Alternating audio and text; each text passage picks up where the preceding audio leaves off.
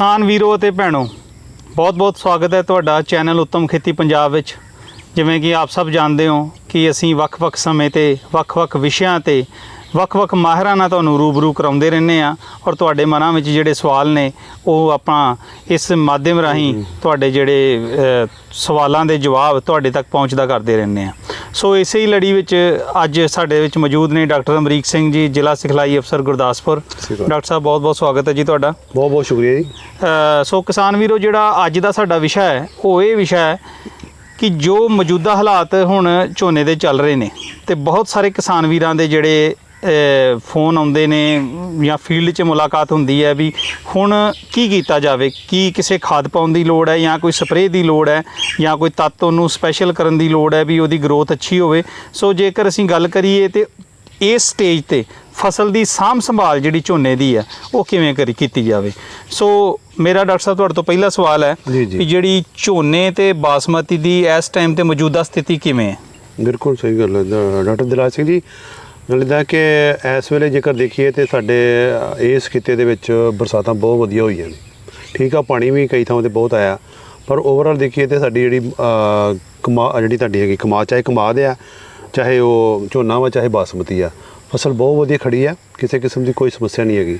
But फिर भी कई किसान वीर जिहड़े ने वो आंढियां गुआंढियां दे कहण ते जां होर किसे दे कहण ते जिहड़ा वा वो कीटनाशक जां कोई उल्लीनाशक जां कोई खादां दी स्प्रे भी कर रहे हैं। सो जेकर ओवरऑल देखिए तो इस वेले जेकर बासमती में देखिए सिर्फ एक अद्धा जिहड़ा कीड़ा मकोड़ा जिहड़ा वा वो कंडेली भूडी जिहड़ी वो किते किते हैगी है ते वो भी लेट विच आ। सो इस करके किसान वीरां नूं यही है कि आपां किसी जो भी कोई समस्या होंदी है पहला अपने खेतीबाड़ी माहरां दे नाल संपर्क करो, उहदां द्वारा जो भी सिफारिश की जाती उहदे मुताबक करो, कार्रवाई करो। क्योंकि अजकल टोटके बहुत चलते हैं, सोशल मीडिया ते बहुत चलते हैं भी आह कर लो तो फिर किसान वीर जिहड़े ने उही गल हुंदी है कि जदों गुमराह हो जांदे कोई घर विच कोई बीमार होवे तो 100 जिहड़ा प्राहुणे आउंदे ते वक्-वक् इलाज दसदे आ ते ओह फिर जिहड़ा मरीज हुंदा भी भंबर भूसे पै जांदा हुण मैं की करां। सो इस करके सही तरीका तो यही है कि आपां जिहड़ा माहर डॉक्टर आ उहदे कोल पुछीए।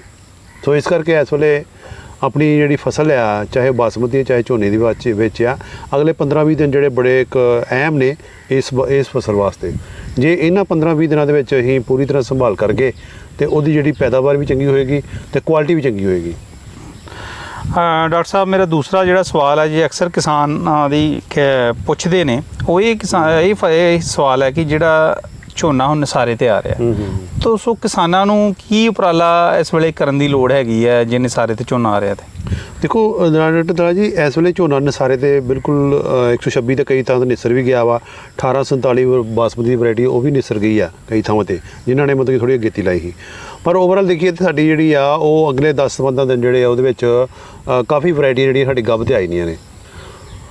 कुछ जिमीदार कोई जिमीदार जिहड़े हुंदे आ कि वो ठीक है वो टाइम सिर तां स्प्रे कर लेंदे आ, कई पहलां कर लेंदे, बट असली जिहड़ा समां हुंदा किसी दा भी कोई चाहे मान लो असीं हुण बीऽ रखना वा ते बीऽ अगले साल वास्ते रखना ते उहनूं उहदी गब्ब दे उत्ते जदों गब्ब ते आउंदी है ते फिर उहदी जिहड़ी आ वो छिड़काव करन दा किसी भी फंगीसाइड आ चाहे टैबूकोनाजोल नैटिवो आ इहदी जिहड़ी आ वो आपां छिड़काव करके ते उहनूं आपां साਂਭ संभाल कर सकदे आ।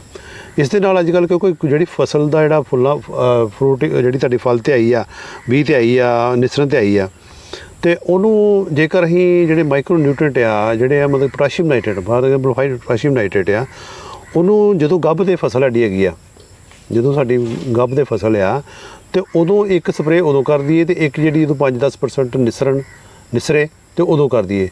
उहदे नाल की होगा कि तुहाडी जिहड़ी है सारी दी सारी फसल जिहड़ी है बिल्कुल एक बराबर निसरेगी, उहदे विच बीमारियां नूं सहन दी शक्ति वधेगी, वाटर स्ट्रैस भी उहदे च नहीं आऊगा। कई बार हुंदा कि पानी लेट लगदा वा ते ओह भी दाणियां दी भारी वधूगा, फोक घटूगी। सो इस करके ये जिहड़ा वा बड़ा जरूरी है कि आपां ये काम करिए। सो इहदे विच कई किसान वीर 0050 कोई होर कहते कई तरह के मिक्सचर जिहड़े बाजार च मिलते पे आ वो भी कई किसान वरतदे पे, कोई 19 वरतदा पिया वा। वैसे तो जिहड़ी सिफारिश यही है कि 13-045 दी जिहड़ी आ 3 किलो जिहड़ी हैगी आ उहनूं आपां 1 किले दे विच 200 लीटर पानी विच करके भरीए। इत्थे किसान वीरां नूं एक ये भी थोड़ा ध्यान रखने की गल है कि आपां 200 लीटर पानी ही वरतना। जेकर असीं घੱਟ वरतांगे 3 किलो पोटाशियम नाइट्रेट पा ली तो उत्थे फिर जिहड़ा वा वो कई बारी जिहड़े पत्ते जिहड़े हुंदे आ वो सड़ जांदे आ, ਜੇਕਰ ਅਸੀਂ ਕਈ ਵਾਰੀ ਕੁਝ ਫਾਰਮਰ ਇਹ ਕਹਿੰਦੇ ਕਿਲੋ ਪਾ ਦਈਏ 1.5 ਕਿਲੋ ਪਾ ਦਈਏ, ਉਹ ਅੰਡਰ ਡੋਜ਼ ਹੋ ਜਾਏਗੀ। ਵੱਧ ਵੀ ਪਾਉਣੀ ਮਾੜੀ ਆ, ਅੰਡਰ ਡੋਜ਼ ਵੀ ਪਾਉਣੀ ਮਾੜੀ ਆ। ਜੇ ਆਪਾਂ ਘੱਟ ਪਾਵਾਂਗੇ ਤਾਂ ਉਹਦਾ ਕੋਈ ਫਾਇਦਾ ਨਹੀਂ ਹੋਊਗਾ। ਜਦੋਂ ਆਪਾਂ ਸਾਰਾ ਕੁਝ ਖਰਚਾ ਉਹਨਾਂ ਕਰਨਾ, ਸਪਰੇਅ ਤੋਂ ਉਹਨਾਂ ਖਰਚਾ ਕਰਨਾ ਵਾ, ਫਿਰ ਆਪਾਂ ਅੱਧਾ ਕਿਲੋ ਜਾਂ ਕਿਲੋ ਦੇ ਵਿੱਚ ਉਹਦੇ ਕੀ ਫਰਕ ਪਊਗਾ। ਸੋ ਮੇਰੇ ਕਿਸਾਨ ਵੀਰਾਂ ਨੂੰ ਬੇਨਤੀ ਇਹ ਹੈ ਕਿ ਇਸ ਵੇਲੇ ਜਿਹੜੀ ਗੱਭ ਤੇ ਜਿਹੜੀ ਵੀ ਤੁਹਾਡੀ ਕਿਸਮ ਜਿਹੜੀ ਆ, ਉਹ ਜਦੋਂ ਵੀ ਗੱਭ ਤੇ ਹੁੰਦੀ, ਗੱਭ ਭਰ ਜਾਂਦਾ ਵਾ, ਉਦੋਂ 13-0-45 ਦੀ ਆਪਾਂ ਛਿੜਕਾ ਇੱਕ ਕਰ ਹੀ ਦੇਣਾ ਵਾ। ਜਦੋਂ 5-10% ਨਿਸਰਦੀ ਆ, ਫਿਰ ਇੱਕ ਕਰ ਦਿਓ। ਖਾਸ ਕਰ ਇਹ ਰੱਖਣਾ ਕਿ ਜਦੋਂ ਤੁਹਾਡੀ ਫੁੱਲਾਂ ਤੇ ਆ ਗਈ ਫਸਲ, ਜਦੋਂ ਫੁੱਲਾਂ ਤੇ ਆਈਦੀ ਆ, ਫਿਰ ਆਪਾਂ ਸਪਰੇਅ ਨਹੀਂ ਕਰਨੀ, ਨਾ ਉਹ 'ਚ ਵੜਨਾ ਵਾ। ਕਿਉਂਕਿ ਮੈਂ ਇੱਥੇ ਕਈ ਫਾਰਮਰ ਦੀਆਂ ਭੇਜ ਰਿਹਾ ਕਿ ਉਹਨਾਂ ਦੇ ਦਾਣੇ ਜਿਹੜੇ ਉਹ ਕਾਲੇ ਹੋ ਰਹੇ ਆ, ਮੁੰਜਰਾਂ 'ਚ ਦਾਣੇ ਫੋਕ ਪੈ ਰਹੀ ਆ। ਸੋ ਉਹਦਾ ਇਹੀ ਕਾਰਨ ਹੈ ਕਿ ਜਦੋਂ ਫੁੱਲਾਂ ਤੇ ਸੀਗੀ, ਕੋਈ ਵੀ ਜਿਹੜੀ ਕਿਸਮ ਫੁੱਲਾਂ ਤੇ ਸੀ, ਉਦੋਂ ਉਹਦੇ 'ਚ ਐਂਟਰ ਕਰੂਗਾ, ਉਹਦੇ ਵਿੱਚ ਕੋਈ ਮਜ਼ਦੂਰ ਵੜੂਗਾ ਜਾਂ ਉਹਦੇ ਵਿੱਚ ਕੋਈ ਸਪਰੇਅ ਕਰਾਂਗੇ ਤਾਂ ਉਹਦੀ ਜਿਹੜੀ ਫੁੱਲ ਆ ਪਰ ਪਰਾਗਣ ਜਿਹੜੀ ਕਿਰਿਆ ਜਿਹੜੀ ਡਿਸਟਰਬ ਹੋ ਜਾਏਗੀ। ਸੋ ਇਸ ਕਰਕੇ ਸਭ ਤੋਂ ਜ਼ਰੂਰੀ ਹੈ ਕਿ ਆਪਾਂ ਉਹ ਜਦੋਂ ਫੁੱਲਾਂ ਤੇ ਆਈਦੀ ਹੈ ਫਿਰ ਆਪਾਂ ਨਹੀਂ ਵੜਨਾ ਵਿੱਚ। ਸੋ ਇਹ ਜਿਹੜੀ ਬੜਾ ਜ਼ਰੂਰੀ ਹੈ ਕਿ ਆਪਾਂ ਪੋਟਾਸ਼ੀਅਮ ਨਾਈਟ੍ਰੇਟ ਸਪਰੇਅ ਕਰ ਲਈਏ। ਜੇ ਕਿਸੇ ਨੇ ਬੀਜ ਰੱਖਣਾ ਵਾ ਤਾਂ ਉਹਦੇ ਉਨੇ ਕੁ ਥਾਂ 'ਤੇ, ਮੰਨ ਲਓ 10-12 ਮਰਲੇ ਆ ਜਾਂ 20 ਮਰਲੇ ਆ, 5 ਮਰਲੇ ਆ, ਉਨੀ ਕੁ ਥਾਂ 'ਤੇ ਜਦੋਂ ਗੱਭ ਤੇ ਹੁੰਦੀ ਉਦੋਂ ਆਪਾਂ ਟੈਬੂਕੋਨਾਜ਼ੋਲ 200 ml ਆ, ਚਾਹੇ ਐਮਿਸਟਰ ਟੌਪ ਆ, ਉਹਦੀ ਆਪਾਂ 200 ml ਆ, ਨੈਟਿਵੋ 80 ਗ੍ਰਾਮ ਆ, ਇਹਦੀ ਆਪਾਂ ਸਪਰੇਅ ਕਰ ਸਕਦੇ ਹਾਂ। ਡਾਕਟਰ ਸਾਹਿਬ, ਕਈ ਵਾਰੀ ਫਸਲ ਸਾਡੀ ਇੱਦਾਂ ਦੇ ਸਿੰਪਟਮ ਸ਼ੋ ਕਰਦੀ ਹੈ ਵੀ ਕਿਸਾਨ ਸਾਡੇ ਘਬਰਾ ਜਾਂਦੇ ਆ।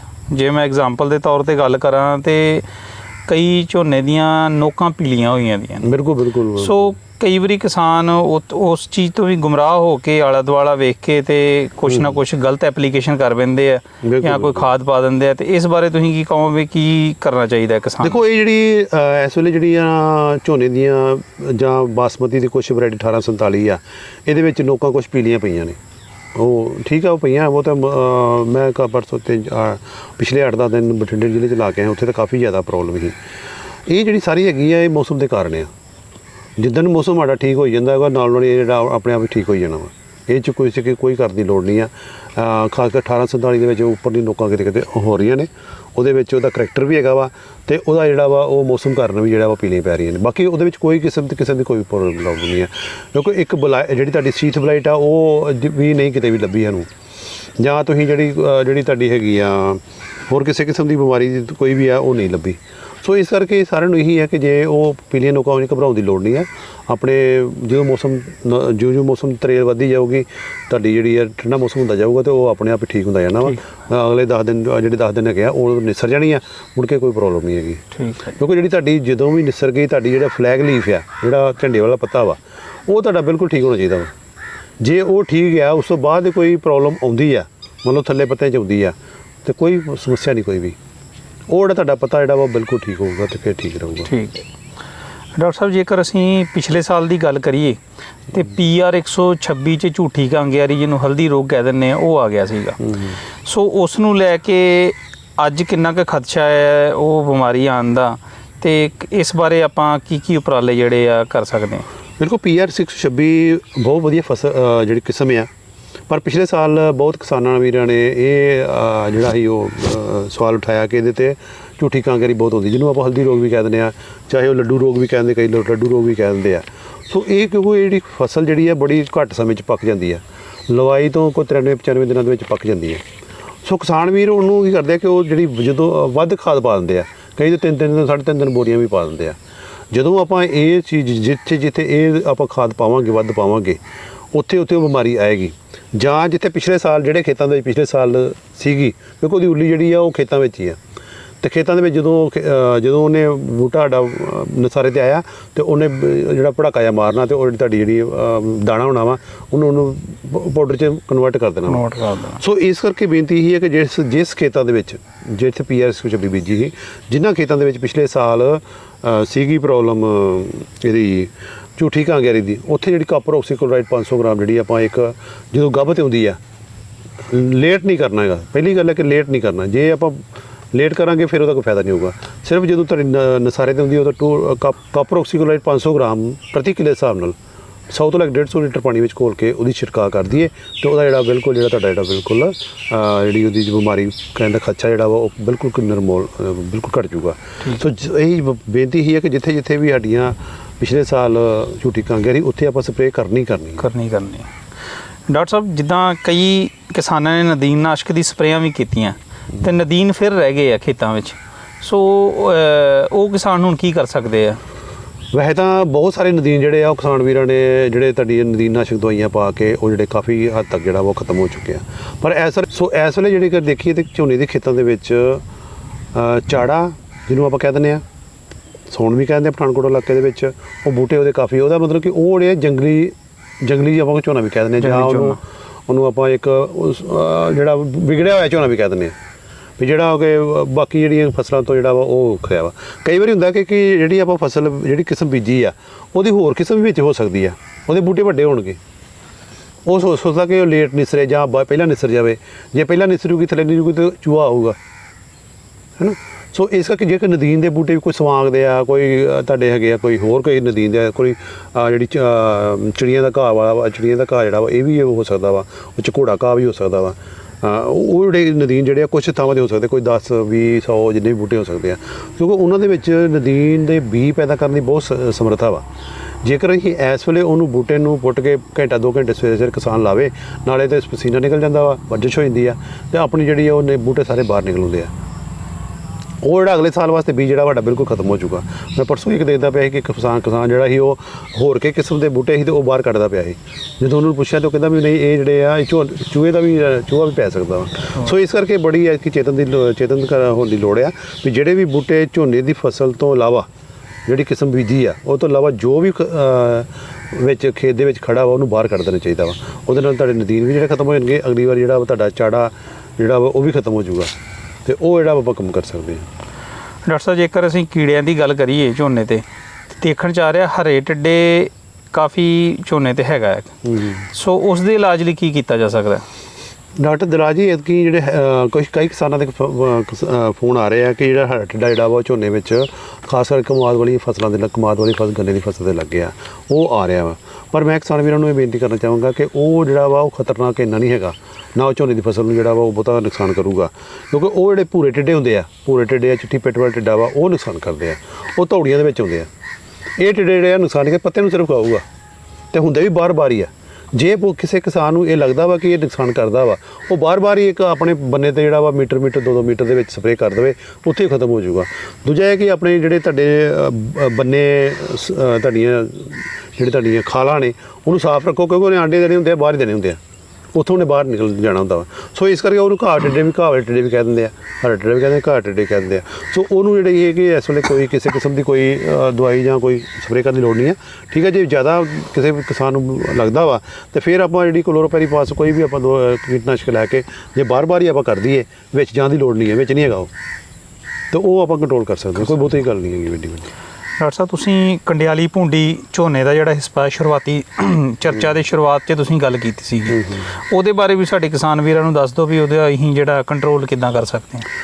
ਸੋ ਕਿਸਾਨ ਵੀਰੋ ਐਤਕੀ ਜਿਹੜੀ ਜੇ ਦੇਖੀਏ ਤਾਂ ਸਾਡੀ ਜਿਹੜੀ ਪਿਛਲੇ ਸਮੇਂ ਦੇਖਿਆ ਗਿਆ ਕਿ ਜਿਹੜੀ ਸਾਡੀ ਕੁਛ ਜਿੱਥੇ ਪਾਣੀ ਖਲੋ ਜਾਂਦਾ ਸੀ, ਉੱਥੇ ਬਰਸਾਤ ਦਾ ਪਾਣੀ ਖਲੋ ਗਿਆ, ਉੱਥੇ ਜਿਹੜੀ ਆ 11-21 ਦੇ ਵਿੱਚ ਜਾਂ ਦੂਜੀ ਜਿਹੜੀ ਕਿਸਮ ਲਾਈ ਆ ਉਹਦੇ 'ਤੇ ਜਿਹੜੀ ਆ ਜਾਂਦੀ ਸੀ ਕਾਲੀ ਕੰਡਿਆਲੀ ਭੁੰਡੀ।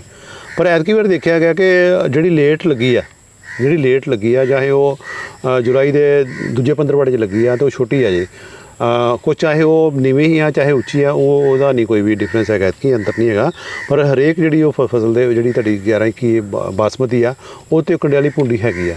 ਕੰਡਿਆਲੀ ਭੁੰਡੀ ਦਾ ਬੜਾ ਸੌਖਾ ਵਾ ਕਿ ਜੇ ਆਪਾਂ ਸੜਕ 'ਤੇ ਜਾਂਦੇ ਹੋਈਏ, ਕੋਈ ਵੀ ਖੇਤ ਜਿਹੜਾ ਤੁਹਾਨੂੰ ਧੌੜੀ ਦੇ ਵਿੱਚ ਚਿੱਟਾ ਦਿਖਾਈ ਦੇਊਗਾ, ਅਤੇ ਉਹਦਾ ਮਤਲਬ ਕਿ ਉਹ ਤੁਹਾਨੂੰ ਸੜਿਆ ਹੋਇਆ ਦਿਖਾਈ ਦੇਊਗਾ। ਉਹਦਾ ਵਿੱਚ ਜਾ ਕੇ ਕਿਸਾਨ ਨੂੰ ਵਿੱਚ ਜਾ ਕੇ ਜਦੋਂ ਦੇਖਣਗੇ ਅਤੇ ਤੁਹਾਨੂੰ ਜਿਹੜਾ ਦਿਖਾਈ ਦੇਊਗਾ ਇੱਕ ਕਾਲੇ ਰੰਗ ਦੀ ਭੁੰਡੀ ਜਿਹੜੀ ਹੈ ਕੰਡਿਆਲੀ ਹੋਊਗੀ, ਕੰਡੇ ਹੋਣਗੇ ਉੱਤੇ, ਉਹ ਬੜੇ ਜਿਹੜੀ ਉਹਦੇ 'ਤੇ ਪੱਤਿਆਂ ਉੱਤੇ ਜਿਹੜੀ ਆ ਉਹ ਬੈਠੀ ਹੋਏਗੀ। ਉਹਦੇ ਬੱਚੇ ਜਿਹੜੇ ਆ ਉਹ ਪੱਤਿਆਂ ਦੇ ਵਿੱਚ ਵੜ ਕੇ ਅਤੇ ਉਹਦਾ ਜਿਹੜਾ ਹਰਾ ਵਾਧਾ ਉਹ ਖਾਂਦੇ ਆ, ਜਦ ਕਿ ਜਿਹੜੀ ਭੁੰਡੀ ਆ ਉਹ ਬਾਹਰੋਂ ਖੁਰਚ ਕੇ ਖਾਂਦੀ ਆ, ਅਤੇ ਉਹ ਜਿਹੜਾ ਬਿਲਕੁਲ ਦੂਰੋਂ ਜਿਹੜਾ ਲੱਗਦਾ ਕਿ ਜਿਹੜਾ ਸਾਡਾ ਖੇਤ ਜਿਹੜਾ ਵਾ ਸੜਿਆ ਹੋਇਆ ਵਾ, ਸਾੜ ਨੂੰ ਆਪਾਂ ਕਹਿ ਦਿੰਦੇ ਹਾਂ, ਉਹ ਸੜਿਆ ਹੋ ਸਕਦਾ, ਸੜਿਆ ਨਹੀਂ ਹੁੰਦਾ, ਬਟ ਉਹ ਜਿਹੜੀ ਜੇ ਲੱਗ ਜਾ ਕੇ ਦੇਖਾਂਗੇ ਤਾਂ ਨਹੀਂ ਹੋਈ। ਸੋ ਉਹਦੇ ਵਾਸਤੇ ਇੱਕ ਸਿੰਪਲ ਇੱਕੋ ਹੀ ਗੱਲ ਕਰਨੀ ਆ, ਆਪਾਂ ਕੁਇਨਲਫੋਸ 800 ml ਆਪਾਂ ਦਵਾਈ ਜਿਹੜੀ ਆ ਉਹ ਆਪਾਂ ਸਪਰੇਅ ਕਰਨੀ ਆ, ਉਹਦੇ 100 ਤੋਂ ਲੈ ਕੇ 150 ਲੀਟਰ ਪਾਣੀ ਵਿੱਚ ਇੱਕ ਸਪਰੇਅ ਕਰ ਦਿਓ, ਉਹਦੇ ਨਾਲ ਜਿਹੜੀ ਖਤਮ ਹੋ ਜਾਏਗੀ। ਜੇ ਲੋੜ ਪਵੇ ਤਾਂ ਬਾਅਦ ਵਿੱਚ ਲੋੜ ਕਰ ਲਓ, ਅਦਰਵਾਈਜ਼ ਇੱਕ ਸਪਰੇਅ ਨਾਲ ਹੀ ਹੋਈ ਨਹੀਂ ਆ। ਕੁਛ ਵੈਸੇ ਦੇਖਿਆ ਗਿਆ ਕਿ ਜਦੋਂ ਆਪਾਂ ਦੁਕਾਨ 'ਤੇ ਲੈਣ ਜਾਂਦੇ ਹਾਂ ਤਾਂ ਦੁਕਾਨਦਾਰ ਜਿਹੜੇ ਨੇ ਉਹ ਕੁਛ ਜਿਹੜੀਆਂ ਸਾਡੀਆਂ ਸਿੰਥੈਟਿਕ ਪੈਰਾਥੋਇਡ ਆ ਉਹ ਕਿਸਾਨਾਂ ਨੂੰ ਦਿੰਦੇ ਆ। ਸਿੰਥੈਟਿਕ ਪੈਰਾਥੋਇਡ ਜਿਹੜੀਆਂ ਨੇ ਜਿਹਦੇ ਵਿੱਚ ਲੈਮਡਾ ਵਾ ਬਾਈਫੈਂਥਰੀਨ ਆ ਜਿਹੜੀ ਇਹੋ ਜਿਹੀਆਂ ਜਿਹੜੀਆਂ ਦਵਾਈਆਂ ਨੇ ਉਹ ਤੁਹਾਨੂੰ ਜਿਹੜੀਆਂ ਨੇ ਜਿਹੜੀਆਂ ਉਹ ਜਿਹੜੀ ਟਿੱਡਾ ਹਰਾ ਜਿਹੜਾ ਹਰੀ ਪਿੱਠ ਵਾਲਾ ਟਿੱਡਾ ਵਾ ਚਿੱਟੀ ਪਿੱਠ ਵਾਲਾ ਟਿੱਡਾ ਵਾ ਜਾਂ ਭੂਰਾ ਟਿੱਡਾ ਵਾ ਜਿਹਨੂੰ ਆਪਾਂ ਕਾਲਾ ਤੇਲਾ ਵੀ ਕਹਿ ਦਿੰਦੇ ਆ ਉਹਦੀ ਜੇ ਸੰਖਿਆ ਵਧਾ ਦੂਗਾ ਉਹਦਾ ਟੈਗ ਜਿਹੜਾ ਉਹ ਜ਼ਿਆਦਾ ਹੋਊਗਾ ਜਿੱਥੇ ਆਪਾਂ ਸਿੰਥੈਟਿਕ ਪੈਰਾਥੋਇਡ ਵਰਤਾਂਗੇ।